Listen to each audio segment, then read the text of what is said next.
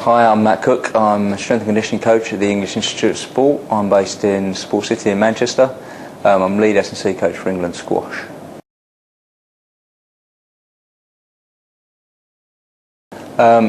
S&C plays a big role within the national squash programme. We basically advise all of the elite players and the sub-elite players or young players on all the physical work they do within their training schedule. So whether it be the strength work in the gym, or whether it be the conditioning work, the different types of conditioning work they'll do off court, and the intensity of the sessions they do on court. So we play a pretty big role in managing the volume and intensities of work that the players do.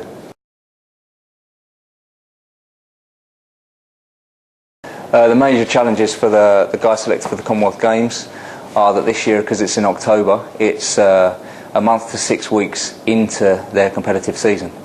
So it's in a really busy time, usually in their competitive schedule. Most of them are away for 4 to 6 weeks beforehand, with maybe 1 or 2 weeks off. So the summer preparation period is critical, and then trying to help them manage the volume and intensity of work and playing they do throughout the first phase of the season. Another major challenge is the use of doubles. Doubles is only ever played at the Commonwealth Games. So the guys have been playing it since January this year, when we set up the first doubles camp and set about selecting the doubles pairs, which was a pretty open process. But they very rarely play much of it. And whether they play forehand or backhand, they play a hell of a lot more on one side of the court, so they're more prone to injuries and stiffness on that side. So we have to manage that basically. There's also different physical demands of the game. They tend to be a lot longer, with the players actually doing a lot less high intensity work. So we have to manipulate that for the guys that are playing only the doubles, but try not to take away from the physical fitness they require for singles. So it's a bit of a balancing act.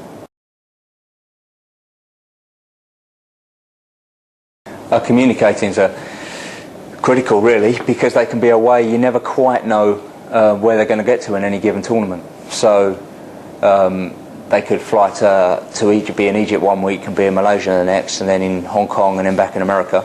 And they could be 5 days back to back of playing if they get to the final in every one. But in one of them they may get knocked out in the first round, the next one they might get to the final and have to get straight on a plane and play the next day in a different time zone in a different country. So communication is a lot via phone and via email, and it's a lot of trying to educate them from when they first become professional and before that with the juniors, to try and help them make good decisions about what type of work they should do and how they respond to different types of work. Some of them like to be a little bit fatigued when they go into a competition. Some like to be fully rested. Everyone adapts differently to different types of physical training. So elite squash players tend to peak later than a lot of other athletes, and I think it's because they have to learn to understand themselves and make good decisions about the physical and technical, tactical work they need to do.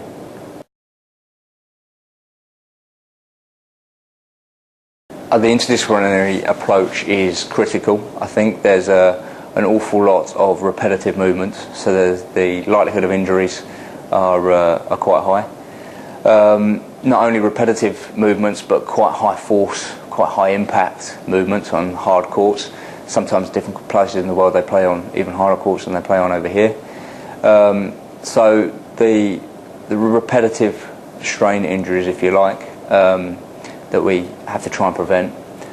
Everyone's susceptible to different injuries, so we have to try and manage the different types of training and the volumes of training that each of the guys does to try and prevent their injuries. And interaction with Jade and the other physios around the network is critical with that, I think.